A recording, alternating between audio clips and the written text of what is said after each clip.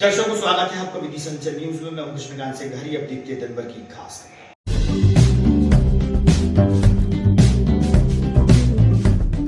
City कोतवाली में रखी गई गरबा डांडिया संचालकों की बैठक, टीआई रहे मौजूद, की गई आवश्यक चर्चाएं।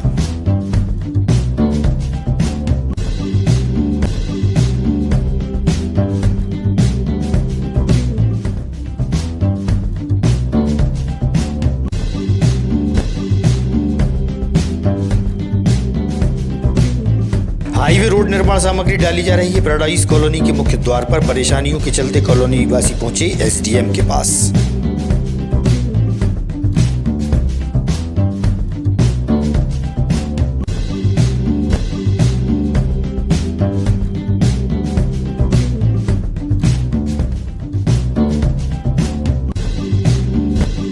और किसानों की समस्याओं को लेकर कांग्रेसी पहुंचे जिला मुख्यालय, प्रशासन को सौंपा ज्ञापन।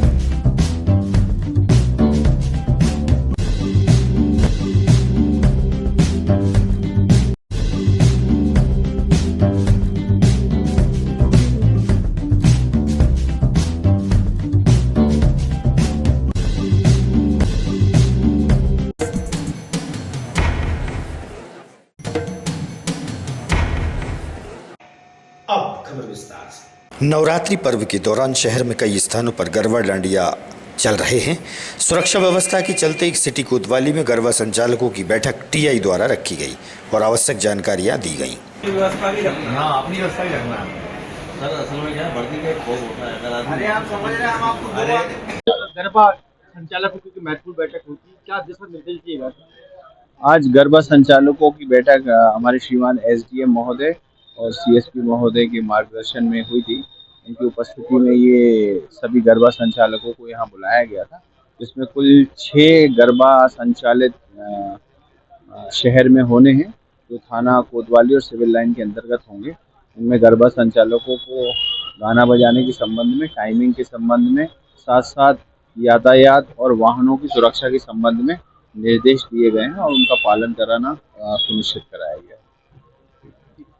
हाईवे किनारे स्थित पैराडाइज कॉलोनी के रहवासी एसडीएम के पास पहुंचे, जहां उन्होंने बताया कि हाईवे पर रोड निर्माण कार्य चल रहा है, जहां कॉलोनी के मुख्य मार्ग का रास्ता बंद कर दिया गया है, जिससे वह काफी परेशान है। कॉलोनी के रहवासियों ने बताया। खाली होती है और उसके बाद जो प्राइवेट आदमी होता है उसको अपना एमओएस अलग छोड़ना होता है। अगर मेरे पास अगर 100 मीटर की रोड, अदरवाइज हमने जैसे आमतौर पर होता है कि अपने घर से बाहर निकले और सड़क पे पैर रख दिए, वैसा वहाँ पे नहीं, ठीक है। वैसा वो कभी हो भी नहीं सकता, क्योंकि अगर आप थोड़ा बहुत अगर हमने छोटे तौर पर मान लिया 10 फीट मान लीजिए प्रीमियम सड़क छोड़ी और 10 फीट प्राइवेट ओनर ने छोड़ा, तो आपकी जब कॉलोनी बनेगी, जो भी चीज़ बनेगी, उससे सड़क जो है लगभग। दीपेश राजपूत है। हम सभी लोग बालाजी पैराडाइज के निवासी हैं, जो अहमदपुर बाईपास पे कॉलोनी बनी हुई है। हम लोग, हमारे जो दोनों गेट हैं कॉलोनी से निकलने के लिए, उनको बाधित कर दिया गया है नेशनल हाईवे वालों ने। जो एनएचआई का ऑफिस है वहाँ पे, वो हम वहीं कॉलोनी में रहते हैं। वो जो रोड बना रहे हैं, जो 1 नंबर और 2 नंबर के गेट थे, उन दोनों को उन्होंने बंद कर दिया गया है। एक तरीके से आने जाने में काफ़ी समस्या हो रही है।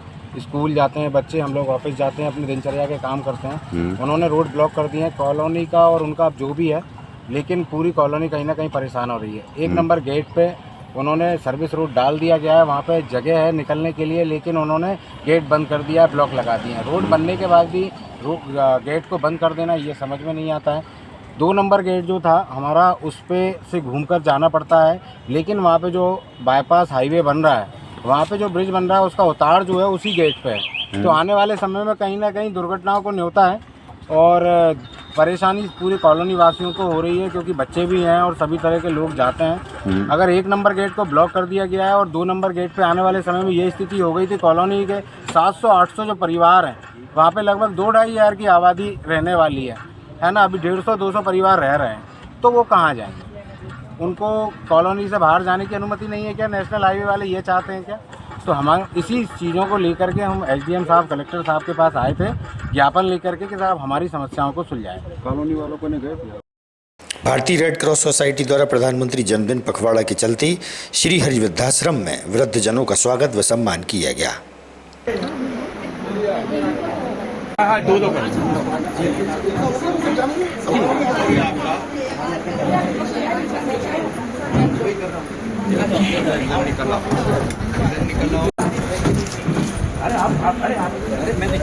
अरे आप आज आप ही आओ मेरा जी।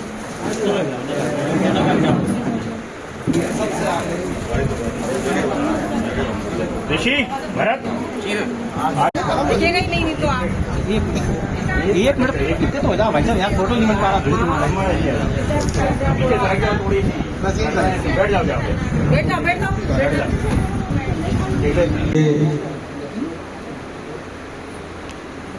एक गतिविधि नहीं, रेड क्रॉस द्वारा विभिन्न अम्मा एक साइड में चलो ठीक। आप निकल जाओ, आपका हो गया। अम्मा खड़ी रहो। एक करके ले लो, 1 मिनट रुक जाओ। प्रधानमंत्री माननीय नरेंद्र मोदी जी के जन्मदिन से शुरू हुआ ये सेवा पखवाड़ा। सभी को अच्छा लगता है यहाँ पर, बहुत अच्छी सेवा होती है। मेहरा जी महेश्वरी जी का जन्मदिन भी है। मैं एक बार सभी से कहूँगी महेश्वरी जी भाई साहब के लिए सब लोग तालियां बजाएं। कश्यप परिवार की ओर से रेड क्रॉस सोसाइटी के सभी माननीय सदस्य, सचिव संदीप जी और सभी सदस्यों का बहुत बहुत स्वागत करता हूं, अभिनंदन करता हूं। मोदी जी के सेवा पखवाड़े के तहत में वृद्धजनों का सम्मान का कार्यक्रम रखा गया है और वेद प्रकाश मेहरा जी और इंदिरा भाभी की तरफ से ये हम लोगों को मौका दिया गया है कि हम वृद्धों का सम्मान कर सकें। वृद्धों का सम्मान तो हर समय करने का है, लेकिन बड़ा ही दुखदाई है कि हमारे जो बुजुर्ग है, जो हमारी धरोहर है, वो यहाँ पे आके उनको उनका परिवार से बिछुड़ के यहाँ रहना पड़ रहा है। एक बहुत बड़ा ही गंभीर विषय है जिसे हमें सोचना पड़ेगा और हमें हमारी आगे आने वाली पीढ़ियों को भी समझाना पड़ेगा कि ऐसे वृद्धाश्रमों की वृद्धि ना हो, क्योंकि ये एक बहुत चिंतनीय विषय है। उस उपलक्ष्य में आज वृद्धों का सम्मान हम लोगों ने यहाँ रखा है हरि वृद्धाश्रम में, और यहाँ हमको वेद प्रकाश जी और इंदिरा शर्मा जी ने सौभाग्य प्राप्त कराया है कि हम यहाँ आकर रेड क्रॉस सोसाइटी विदिशा के द्वारा सभी सम्मानीय सदस्य यहाँ आकर हमने बुजुर्गों का सम्मान सॉल श्रीफल से किया है। यशस्वी प्रधानमंत्री श्री नरेंद्र मोदी जी के जन्मदिन के उपलक्ष्य में 17 सितंबर से लेकर 2 अक्टूबर तक सेवा पखवाड़े का कार्यक्रम भारत सरकार की ओर से है। इसी श्रृंखला में चलते हुए भारतीय रेड क्रॉस सोसाइटी विदिशा की ओर से हम सभी लोग यहाँ पर वृद्धजनों की सेवा सम्मान के लिए आए हैं और यहाँ हमारे सभी सदस्यगण साथ में रेड क्रॉस सोसाइटी विदिशा की ओर से। किसानों की समस्याओं को लेकर कांग्रेस पार्टी द्वारा जिला मुख्यालय पहुंचकर प्रशासन को ज्ञापन सौंपा गया। कांग्रेस जिलाध्यक्ष मोहित रघुवंशी सहित पार्टीजन उपस्थित थे। आयोजन होना चाहिए, उन्होंने वार्ड और पंचायतों में आयोजन करने की बात की है, उसमें पारदर्शिता लाना चाहिए, जो भी टेंडर बुलाए जाए सार्वजनिक किए जाए। विदिशा जिले के लगातार किसानों को डीएपी यूरिया नहीं मिल रहा है। आने वाला समय 1 महीने बाद किसानों का बोनी का समय आ रहा है, रबी फसल की बोनी होना है। हमारा मुख्यमंत्री जी से अनुरोध है कि जब किसानों की निश्चित होता है समय, रबी की फसल बोने का समय आ रहा है, तो डीएपी यूरिया की पर्याप्त मात्रा में व्यवस्था क्यों नहीं करते हैं? जब उस समय बोनी का समय होता है तब कह रहे हैं रेक लग रही है। आज रेक लगवाकर तत्काल पर्याप्त, हमारे यहाँ सहकारी समिति है, व्यापारी बाजार में है, सब पे पर्याप्त मात्रा में डीएपी यूरिया अगर रखा जाए तो किसानों को औने पौने दाम में ब्लैक में लेने की जरूरत नहीं पड़ेगी। दूसरी चीज, किसानों ने धान की फसल बोई, उसकी नरवाई पराली जलाने पर केंद्र रजिस्टर्ड करने के आदेश है। कोई भी किसान आदेशों का पालन करने के लिए बाध्य रहता है, परंतु गांव में देखा जाता है कि कई लोगों में ग्रुपों में होते हैं। किसी के खेत में रात में कोई ने अगर आग लगा दी तो वो किसान की क्या गलती? अगर एक खेत में आग लगी है तो दूसरे में पहुंच जाती है। तो ये तुगलकी आदेश है, इसको बंद करना चाहिए, किसान पे अत्याचार नहीं करना चाहिए। तीसरा हमारा एक आरोप है, सासी गर्ल्स कॉलेज में प्रधानमंत्री नरेंद्र मोदी के जन्मदिन पखवाड़े के तहत एनसीसी की सदस्यों द्वारा रक्तदान किया गया, जो कि जरूरतमंदों के काम आएगा। इस मौके पर कॉलेज प्रबंधन व छात्राएं मौजूद रहीं।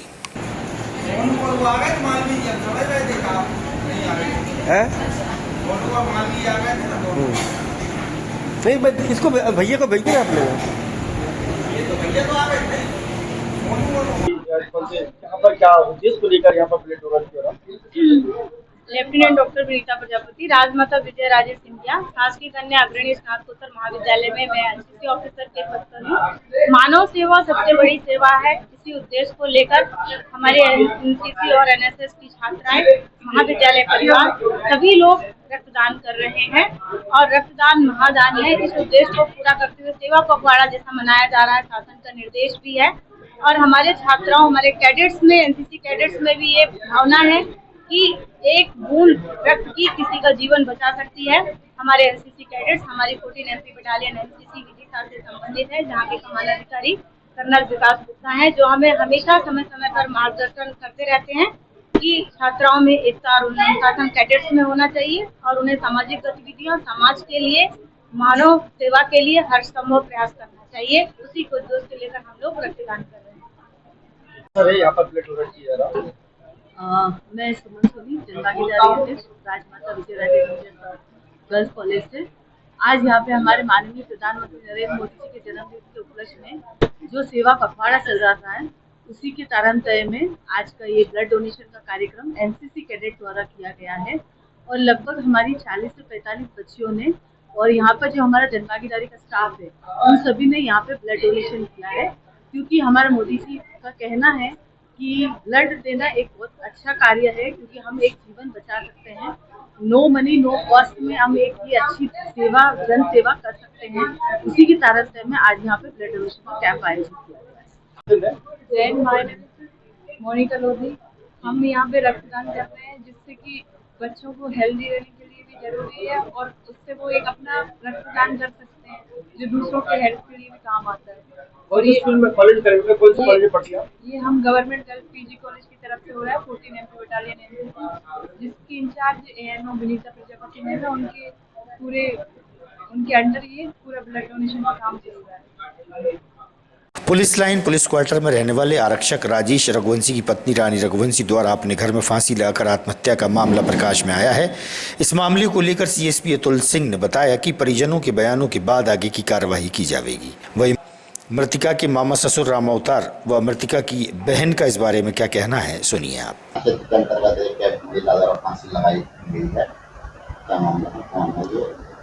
तकरीबन 1-2 घंटे पहले सूचना प्राप्त हुई थी कि पुलिस लाइन कॉलोनी में रहने वाला राजेश रघुवंशी की पत्नी है रानी, उन्होंने फांसी लगा ली है। पुलिस मौके पे पहुंच गई थी, एफएसएल टीम भी मौके पे पहुंच गई है। डेड बॉडी को हम लोगों ने अस्पताल पहुंचा दिया है, उनके परिजनों का इंतजार कर रहे हैं। उसमें प्रारंभिक कार्रवाई करने के बाद जो स्थिति होगी, उनके परिजनों के कथन लेने के बाद कार्रवाई की जाएगी। अभी प्रारंभिक कार्रवाई की जा रही है। और ये बहू जो है ना, ये दीपना खेड़ा गाँव की। कौन है ये अपनी भानेजा बहू है। क्या नाम था उनका? रानी रघुवंशी। 32 है, 2010 में दीपना खेड़ा। क्या हुआ? इसको क्या, ये ट्रीटमेंट चल रहा था, बीमार रहती थी, इलाज चल रहा था। दिमाग माइंड से थोड़ी सी वो हो रही। अच्छा, कहाँ पर इलाज चल रहा था? भोपाल का चल रहा था। क्या हुआ आज, क्या कदम उठाया? आज ये क्या है, वो भांजा चला गया ड्यूटी गुलाबगंज और बच्चे दोनों स्कूल चले गए थे। फिर पता नहीं है, उसने फांसी लगा ली, जो भी है। तो बच्चा आया। क्या हुआ? मेरी बहन को मार दिया राजेश रघुवंशी ने गला दबाकर। मेरी बहन है सगी, मैं उस रानी रघुवंशी इसकी रिटेरी